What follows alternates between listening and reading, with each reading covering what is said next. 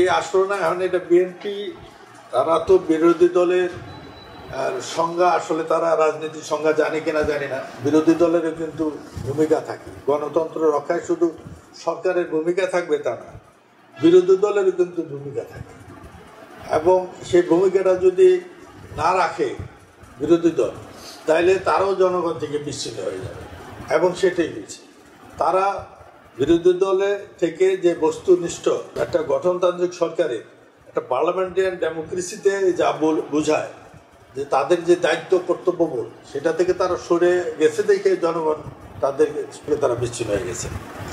এবং এই বিএনপি যদি নির্বাচনে আসবে না, যদি নির্বাচনে না আসে, তাহলে তারাই জনবিচ্ছিন্ন হবে, এলো আমার কথা।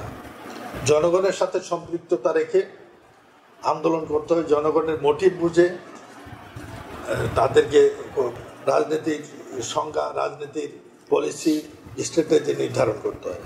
কিন্তু তারা রাজনীতির স্ট্র্যাটেজি নির্ধারণ করে লন্ডন থেকে। জনগণের অবস্থা, চিন্তা ভাবনা এগুলার উপর নির্ভর করে তারা করে না, যে জনগণ কি চায়।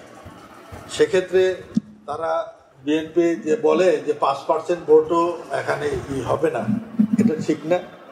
আর এখানে আমাদের দেশে এরকম নাই যে 5% বা 10% ভোটের কম হলে তারা নির্বাচিত হবেন না, এরকম না। যে যাই হোক, এখানে নির্বাচনটা একেবারে পর্যায়ে না, তো এটার উপজেলা নির্বাচন। এই নির্বাচনে সাধারণত ভোট একটু কাস্ট কম হবে। আরও অনেকে মনে করে যে না, একটু পাস করবে, ভোট কেন্দ্রে একটু কম যাই, না গেলাম, বা অনেকে ক্যান্ডিডেট পছন্দ হয় না, সেক্ষেত্রে একটু অনীহা থাকে। অ্যাকচুয়ালি দেখা যাবে যে সব জায়গায় হবে, এবং 5% ভোট হবে না, এই যে ভোট কাস্ট হবে না, এরকম না। ইভিএম পদ্ধতির নির্বাচন, কোনো 2 নম্বরই করার কোনো সুযোগ নাই, জালিয়াতি, জাল ভোটের কোনো সুযোগ নাই। এখানে সুন্দরভাবে ভোট গ্রহণ হবে, একেবারে আন্তর্জাতিক প্রযুক্তিতে, ইভিএম পদ্ধতিতে ভোট গ্রহণ হবে ইনশাল্লাহ। তখনই তো বোঝা যাবে যে কারা কত ভোট। সামনে নির্বাচন, তাদের কথা সত্য হয় না, জনগণের কথা সত্য হয়, সেটা দেখা যাবে।